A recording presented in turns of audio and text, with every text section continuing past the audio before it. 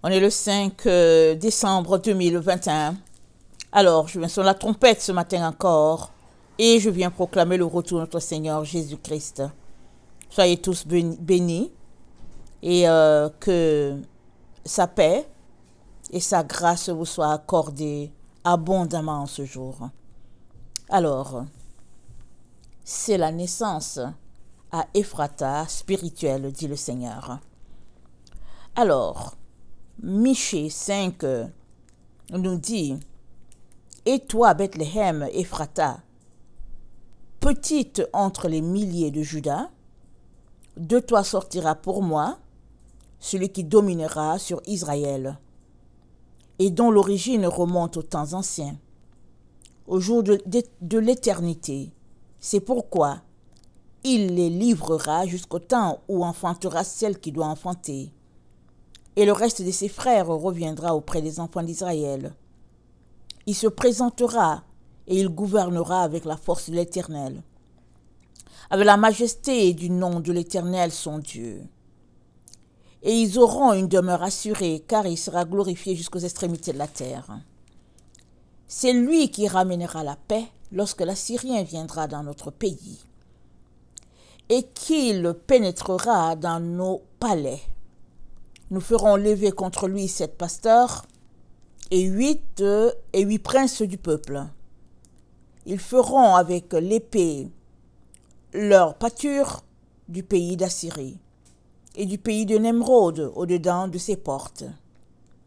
Il nous délivrera ainsi de l'Assyrien lorsqu'il viendra dans notre pays et qu'il pénétrera sur notre territoire.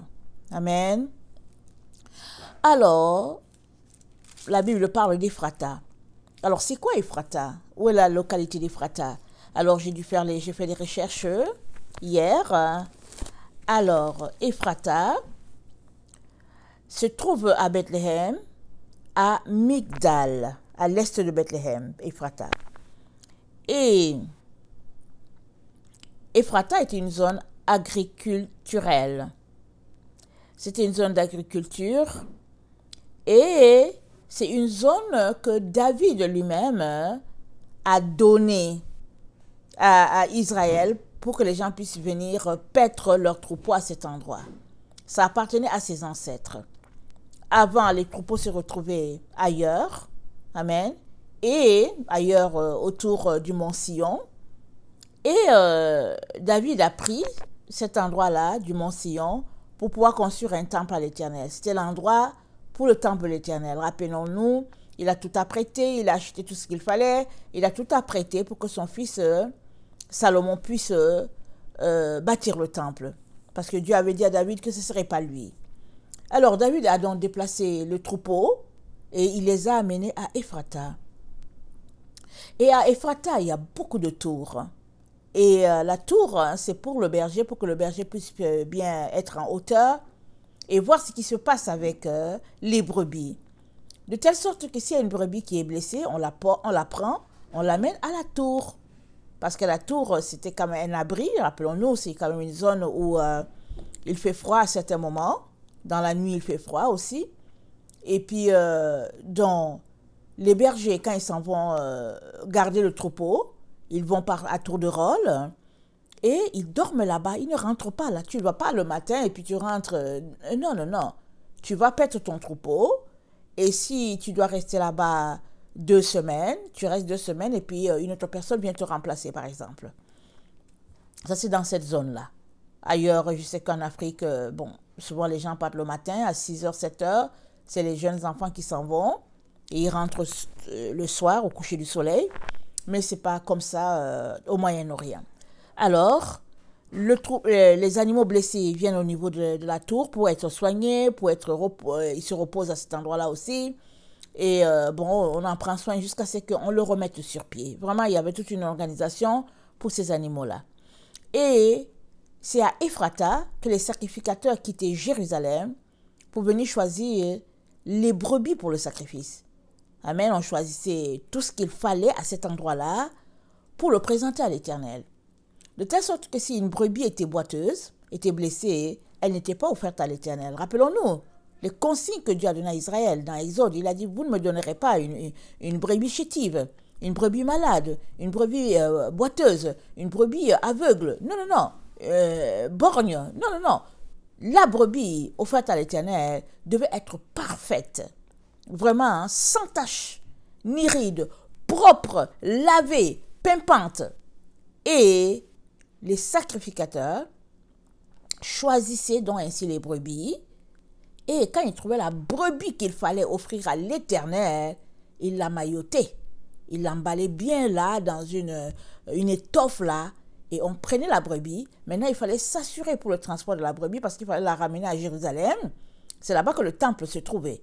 Donc, ils s'assuraient que les brebis qui étaient choisies pour le sacrifice soient vraiment, d'une qualité supérieure pour leur Dieu.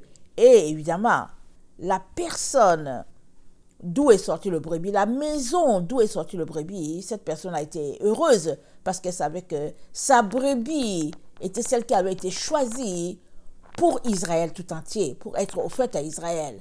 Alors les gens étaient contents, donc les gens, vraiment, les bergers prenaient soin de leurs brebis. C'est pourquoi Jésus-Christ nous dit qu'il est le bon berger. Et le bon berger donne sa vie pour ses brebis. Le bon berger en prend soin, il les nettoie, voilà, avec l'image que je vous donne de la tour et tout ce qu'il faut. Amen. Alors, il y avait donc une inspection méticuleuse qui était faite pour que la brebis ou les brebis de l'Éternel soient choisies et amenées à Jérusalem dans l'acclamation et dans tout cela. Donc imaginez, des brebis qui seront sacrifiées, des brebis dont le sang va couler, des brebis qui seront mangées après sur une table, par exemple, le sacrificateur avait sa part.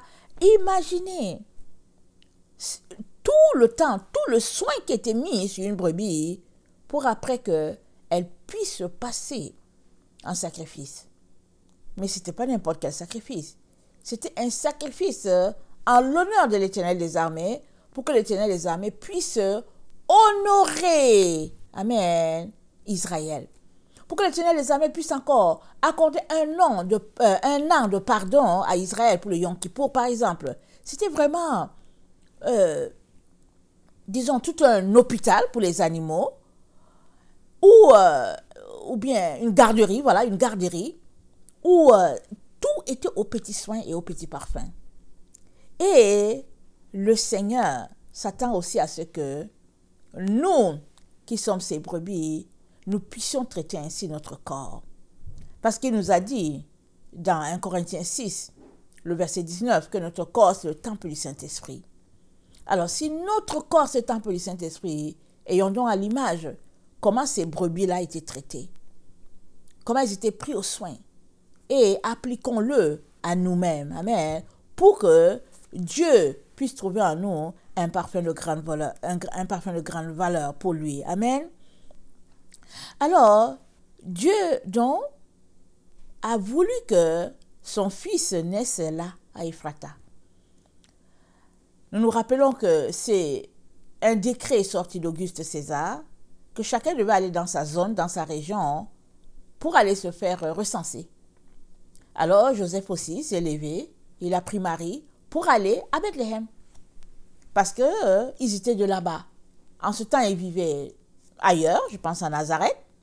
Et il fallait qu'ils aillent jusqu'à Bethléem pour aller se faire recenser. Parce qu'ils étaient de la tribu de Juda. Alors, le trajet étant long, Joseph a marché, Marie était sur l'âne, mais elle portait le bébé Jésus. Et au moment où elle devait accoucher arriva, et c'est là, à Ephrata, à l'endroit là où les bergers gardent là, c'est là que Marie, Joseph a trouvé une grotte, il a fait entrer Marie là-bas.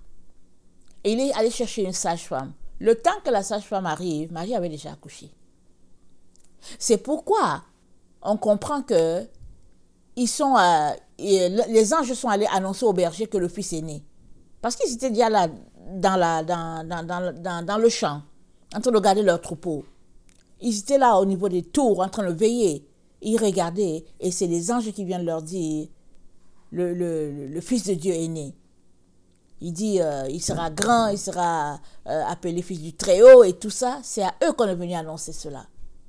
Leur montrant que Jésus-Christ était le berger des bergers. Leur montrant que Dieu approuvait ce qu'ils étaient en train de faire. Parce qu'ils étaient là pour garder le troupeau. Et le berger de berger est né en leur sein. Ça dit que les pas de Jésus-Christ, c'était chaque prophétie. Tout ce qui était écrit dans la Bible, Jésus-Christ l'a accompli. Afin que la parole de Dieu puisse se réaliser, mais afin aussi que les gens puissent savoir qu'au fait, lui, c'est lui effectivement dont les Écritures parlent. Alors, si quelqu'un veut connaître la vérité, elle n'est pas cachée. Il la connaîtra. Mais si quelqu'un veut aussi contester, ben, il passera son temps à contester. N'est-ce pas? On est dans le temps où les gens aiment contester. Donc, Jésus-Christ nous dit aujourd'hui aussi que c'est à Ephrata que tout un chacun naît. L'Ephrata spirituel. Regardez ce qui est dit dans Michée 4. Attendez.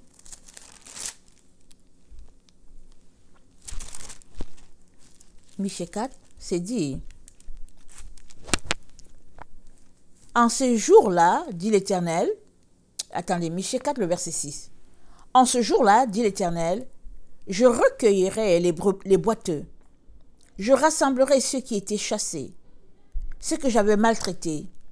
Des boiteux, je ferai un reste, de ceux qui étaient chassés, une nation puissante. Et l'Éternel régnera sur eux à la montagne de Sion, dès lors et pour toujours. Et toi, tour du troupeau,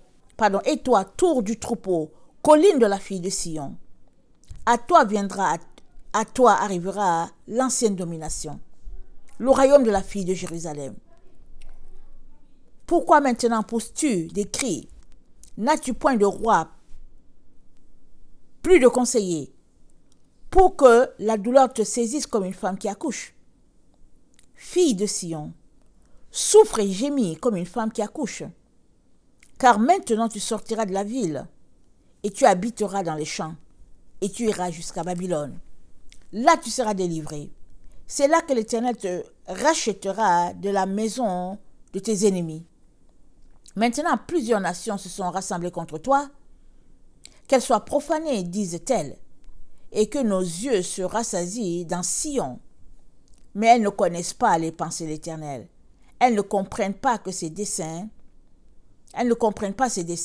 Elles ignorent qu'il les a rassemblées comme des gerbes dans l'air. Je vais m'arrêter là. Alors, au verset 6, notre Dieu dit, « Je rassemblerai ceux qui étaient chassés, ceux que j'avais maltraités, les boiteux, je ferai un reste de ceux qui étaient chassés, une nation puissante. » Mais il les rassemble où? Il les rassemble là, à Ephrata. À Ephrata.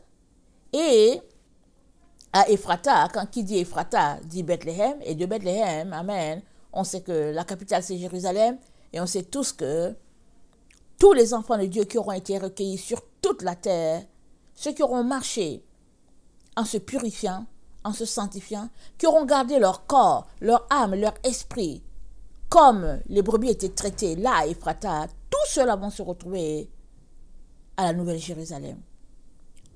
Dans cet édifice spirituel-là, qui aura été bâti depuis déjà des siècles et dont nous allons voir la concrétisation. Ce sera vraiment réel. La Nouvelle Jérusalem, ce sera réel. Et tous ceux-là qui seront là-dedans, c'est parce que Dieu aura eu compassion d'eux, c'est parce qu'il les aura sauvés par grâce, c'est parce qu'ils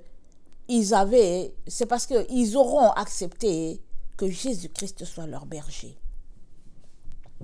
Et c'est sûr qu'il ne force personne, n'est-ce pas? On peut pas, notre Dieu ne nous force pas. Amen.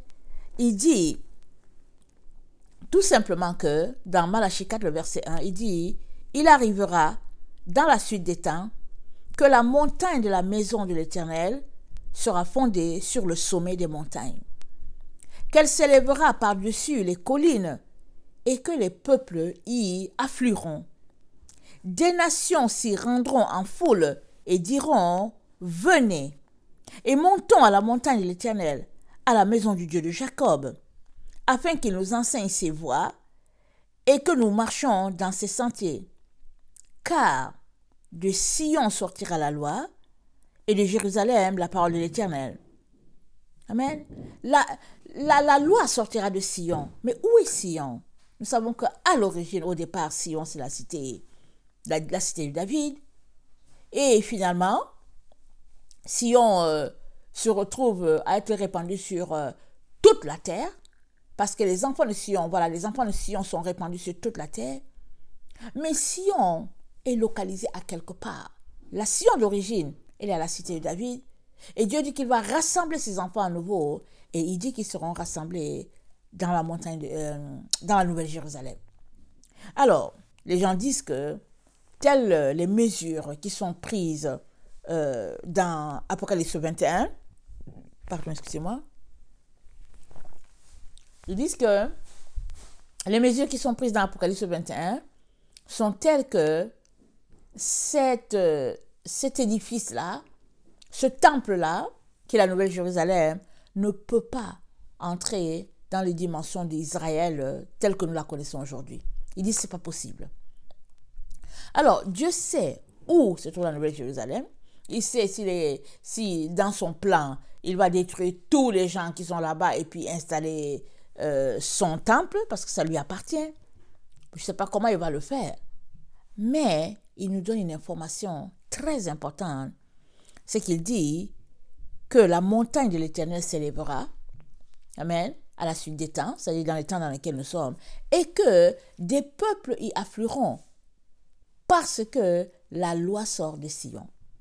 Et aujourd'hui, quand on parle de Sion, on parle de ce que Paul a dit, amen, dans Éphésiens 2, attendez, je vais le lire, dans Éphésiens 2,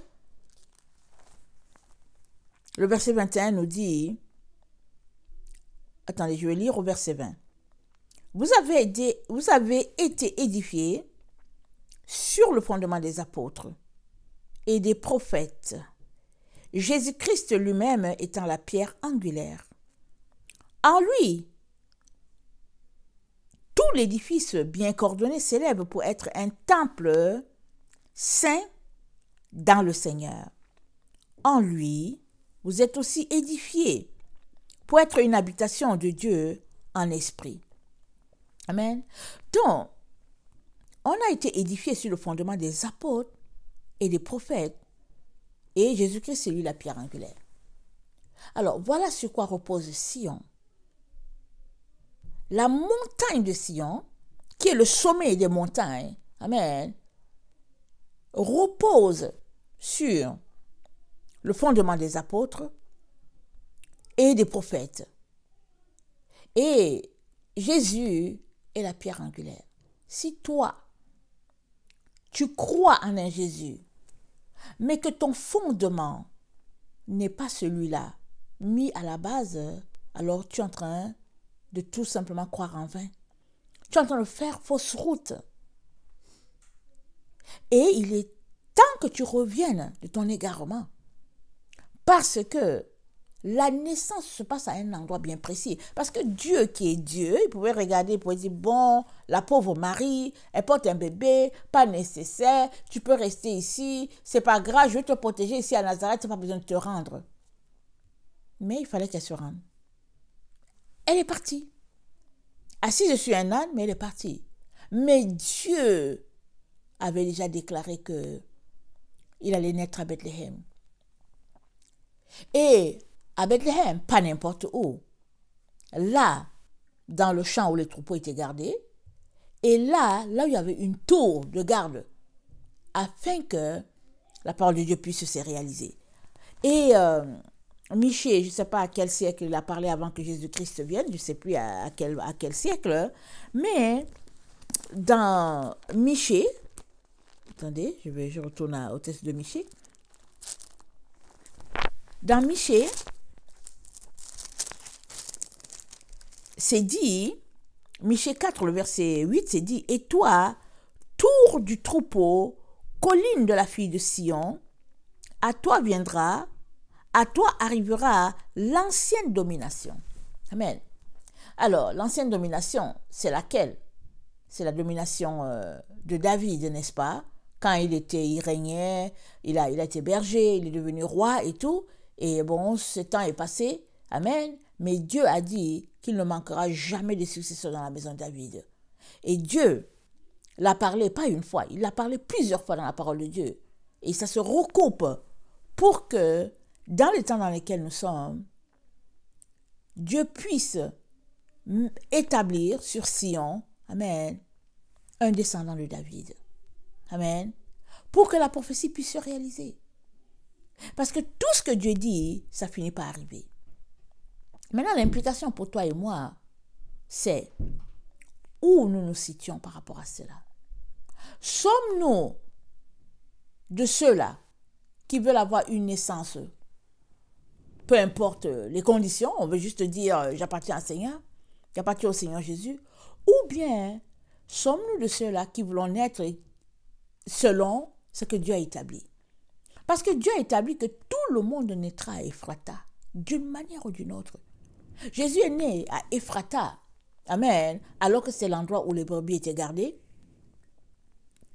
Jésus est né à cet endroit-là, qui a servi, comment on appelle ça, de chant, de flûte, où les gens ont chanté des psaumes et tout ça et tout, où David a élevé des louanges en l'honneur de Dieu. Jésus est né à cet endroit-là. Et nous, toi et moi, nous sommes appelés à naître dans Ephrata spirituel. Là où Dieu a élevé déjà une tour de garde, là où les brebis sont prises au soin, afin que nous puissions nous retrouver, amen, dans l'enceinte de la maison de Dieu. C'est ça que Dieu a prévu. Alors, dans Michée 2, excusez-moi, le verset 1 à 7, le Seigneur nous dit ceci: « Malheur à ceux qui méditent l'iniquité et qui forgent le mal sur leur couche. Au point du jour, ils l'exécutent. Quand ils ont le pouvoir en main, ils convoitent des champs et ils s'en emparent. Des maisons et ils les enlèvent. Ils portent leur violence sur l'homme et sur sa maison, sur l'homme et sur son héritage. C'est pourquoi ainsi parle l'Éternel.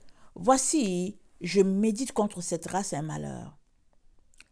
Vous n'en préserverez pas vos coups, et vous ne marcherez pas la tête levée, car ces temps seront mauvais. En ce jour-là, on fera de vous un sujet de sarcasme. On poussera des cris lamentables. On dira, nous sommes entièrement dévastés. Il donne à d'autres la part de mon peuple. Et toi, il me l'enlève. Et quoi, il me l'enlève? Il distribue tous nos champs à l'ennemi. C'est pourquoi tu n'auras personne qui étende le cordeau sur un lot dans l'assemblée des méchants. Ne prophétisez pas, disent-ils, qu'on ne prophétise pas de telles choses. Les invectives n'ont point de fin. Oses-tu parler ainsi, maison de Jacob? L'Éternel est-il prompt à s'irriter? Est-ce là sa manière d'agir? Mes paroles ne sont-elles pas favorables à celui qui marche avec droiture? Depuis longtemps, on traite mon peuple en ennemi. Vous enlevez le manteau de dessus, les vêtements de ceux qui passent avec sécurité. En revenant de la guerre, vous chassez de leur maison, chérie, les femmes de mon peuple. Vous ôtez pour toujours ma parure à leurs enfants.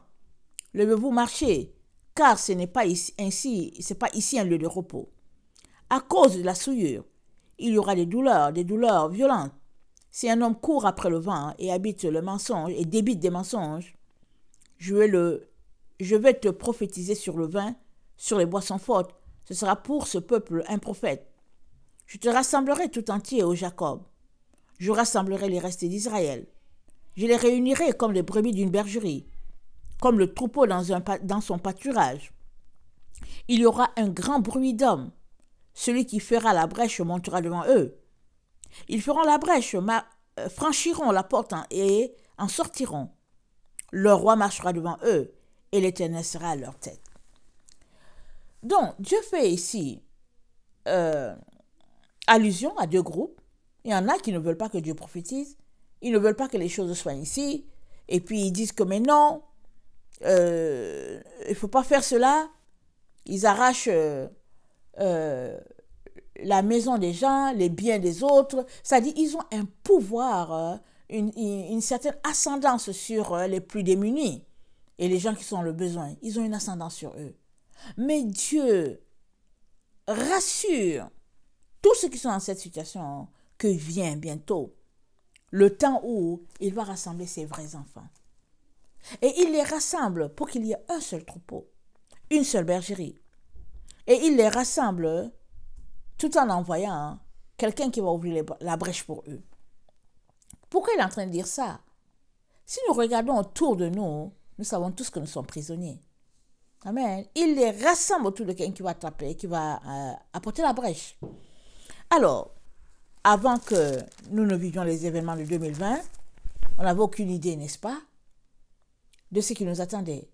Mais depuis les événements de 2020, on est de plus en plus conscient qu'on est prisonnier ici sur la terre. On est prisonnier. Et il faudrait qu'un miracle se passe pour qu'on puisse décoller. Voilà pourquoi Jésus-Christ nous a dit, dans Luc 21, il a dit, priez sans cesse afin qu'il vous soit donné d'échapper et de vous tenir debout. Alors, on prie afin d'échapper et Dieu nous dit, il va envoyer pour ses enfants qui lui obéissent un libérateur. Un libérateur qui va créer la brèche et qui va passer. Lui, il va passer, les brebis vont aussi passer. Alors, dans Luc 21, il nous dit, le verset 36, il dit, veillez donc et priez en tout temps afin que vous ayez la force d'échapper à toutes ces choses qui arriveront et de paraître debout devant le Fils de l'homme. Alors, nous sommes appelés à prier, afin qu'on puisse être capable de sortir de l'enclos. Mais cet enclos, l'enclos a été fermé. Par qui? Ça a été fermé. Alors, seuls sortiront de là ceux-là qui prient sans cesse, ceux-là qui invoquent le Dieu d'Israël, ceux-là qui le supplient et le supplient. Et Dieu est en train de nous dire, il est temps qu'on puisse sortir de nos rêveries, qu'on puisse sortir de nos illusions. Il est temps qu'on puisse s'accorder avec ce qu'il dit. Parce que pour que cette brèche-là ait lieu, Dieu lui-même envoie quelqu'un. Mais quand je lis ça, je comprends que c'est le messager de la fin, n'est-ce pas? Il dit, il y aura un grand bruit d'hommes. Celui qui fera la brèche montera devant eux. Le bruit d'hommes, il vient pourquoi? Est-ce qu'il y aura des massacres? Est-ce que c'est sûr que ce n'est pas un bruit de joie? Mais pourquoi le bruit est-il là? On ne sait pas les raisons. On ne sait pas pourquoi ils sont là. Mais alors que le bruit sera là, alors qu'il sera intense, seras-tu capable toujours de tenir jusqu'à ce que le libérateur vienne t'en délivrer? Et nous savons que le libérateur vient de Sion. Amen. Il est donc très important, mes frères et mes sœurs, que nous puissions prendre au sérieux les propos de Jésus, nous mettant en garde contre toute communion avec le mondain, et que nous venions à ses pieds pour prier et supplier afin que nous puissions échapper à tout ce qui est sur le point d'arriver sur la terre. A-t-il été écrit? Et nous, au XXIe siècle, on va dire, prions sans cesse afin qu'il nous soit donné d'échapper à tout ce qui est là présent maintenant sur la terre. Parce que c'est beaucoup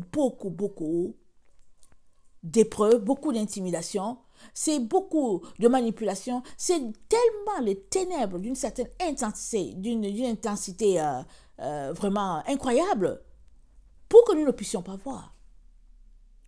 Et celui qui voit ne se laissera jamais prendre dans un piège, n'est-ce pas? C'est ceux qui ne voient pas qui tombent dans le trou et puis disent « Oh, je suis tombé dans le trou ».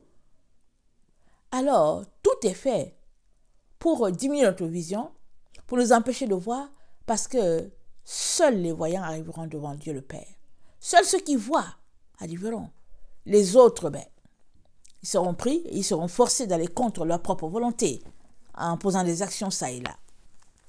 Alors, attendez.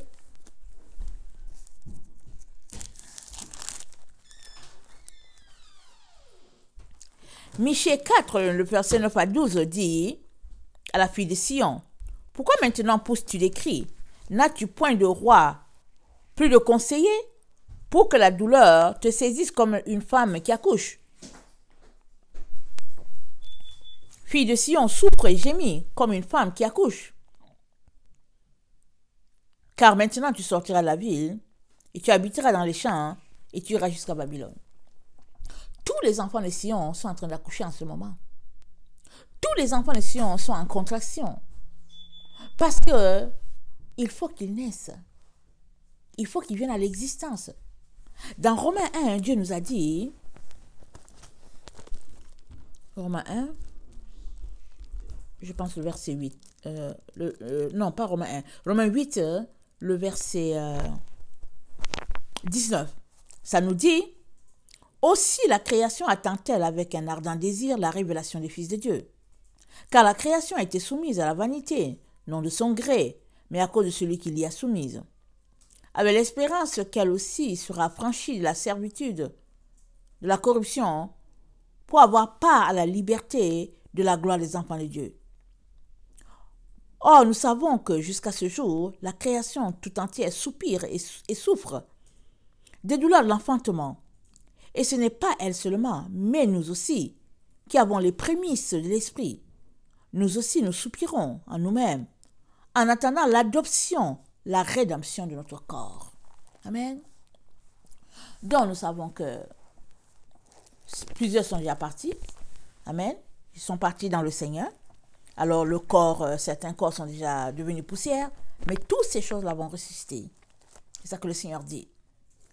Et il nous dit aussi que pour que la terre soit régénérée, il faut que les enfants de Dieu puissent être révélés. Mais qui sont ces enfants de Dieu-là? Ces enfants de Dieu, c'est les fils et les filles de Sion. Et toi, tu fais partie. Parce que Sion, ce n'est pas juste l'Ancien Testament du temps d'Israël, mais Sion, c'est aussi le Nouveau avec les apôtres. Sion, c'est aussi Jésus-Christ, la pierre angulaire. Alors, Sion, amen, ou bien est fils de Sion, ou bien est fille de Sion, toute personne qui accepte les conditions de Dieu le Père, qui accepte de se sanctifier, qui accepte de se purifier, qui accepte d'être imitateur de Christ. Parce que Jésus-Christ a dit quoi? Soyez mes imitateurs comme je le suis de Dieu le Père. Si c'est ainsi que tu marches à tous les jours, tu verras la face du Père, parce qu'il enverra le libérateur pour te sortir de la prison dans laquelle tu te trouves. Alors que le monde est en train de fêter la naissance de Jésus, parce qu'on ne sait pas quand est-ce qu'il est né, mais ils ont fixé une date, alors que le monde est en train de fêter la naissance de Jésus, Dieu est en train de nous parler de notre propre naissance. Il est en train d'attirer notre attention sur notre propre naissance, afin que nous ne nous laissions pas perturber, troubler, distraire par tout ce qui se passe sur la terre, mais que nous puissions être concentrés de manière à naître à la gloire de Dieu. On est dans le temps où Dieu est en train d'assembler ses enfants. Ils vont lui parvenir comme un beau cadeau, là, vraiment bien emballé. Mais ce n'est pas juste les enfants du XXIe siècle. C'est tous les enfants réunis. Ceux qui n'ont pas été ressuscités, c'est eux tous réunis qui vont s'élever à la gloire de ce Dieu-là. Et qui vont se retrouver faisant partie de la Nouvelle Jérusalem. Alors, je viens fortement nous encourager, mes frères et mes sœurs, à donner de notre temps, de notre énergie à connaître ce Dieu-là, à le sonder, à le découvrir, à avoir beaucoup de temps d'intimité avec lui. Parce que ce n'est que dans l'intimité que tu auras la révélation. Et quand on a la révélation, on est moins aveugle. Quand on a la révélation, c'est la lumière qui nous éclaire. Et on sort de nos ténèbres. On ne peut pas demeurer dans les ténèbres. Parce qu'on est dans les temps où les ténèbres couvrent la terre. Mais la gloire de Dieu s'élève sur chaque enfant de Dieu qui lui obéit. Et c'est ça qui fera la différence entre nous et les autres qui sont restés dans les ténèbres. Alors je viens nous encourager vraiment à laisser aller les passions de ce monde et à rechercher la lumière à tout moment. Et le Seigneur nous dit, ça se passe à Ephrata spirituel. Tout comme le Créateur du monde, Jésus-Christ, le Fils de Dieu, n'avait pas besoin de naître là-bas. Dieu a fait qu'il est né là-bas. Toi et moi avons besoin de naître à Ephrata. Là où se trouve le meilleur pâturage des brebis.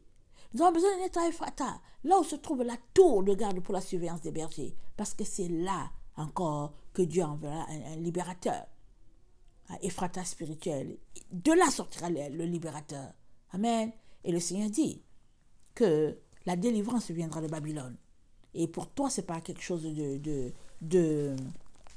surprenant, n'est-ce pas? Parce qu'il nous a dit que Babylone va s'écrouler. Et nous savons que Babylone s'est rendu toute la terre. C'est l'Occident avec ses valeurs, avec ses traditions, sa façon de faire, qui est carrément en opposition avec la façon de faire d'Israël. Et en tant que les enfants du Dieu d'Israël, le Seigneur s'attend à ce que nous puissions changer de cap, que nous puissions sortir de Babylone, amen, et épouser les valeurs d'Israël. Et qui dit Israël, dit Abraham, dit le Dieu d'Israël, amen, qui est notre Dieu, le Créateur du monde. Amen. Que le Seigneur bénisse sa parole et que nous puissions vraiment prendre ce temps-là pour réfléchir, méditer sur nous-mêmes, à savoir si nous sommes vraiment en train de marcher selon ce Dieu-là ou bien selon nos propres caprices. Parce que ceux qui marchent selon les caprices de leur cœur ne seront pas assemblés. Seuls ceux-là qui acceptent de se dépouiller pour être une brebis pure, une brebis sans tache ni ride, seuls ceux-là seront choisis. Tout comme les sacrificateurs sortaient de Jérusalem, allaient à Ephrata pour choisir une brebis sans tache ni ride, Dieu s'attend à ce qu'on puisse se présenter à lui ainsi. Amen. Que le Seigneur bénisse sa parole. Je vous aime beaucoup et Dieu davantage. Maranatha, Jésus revient. Amen et amen. Soyez bénis. Alléluia.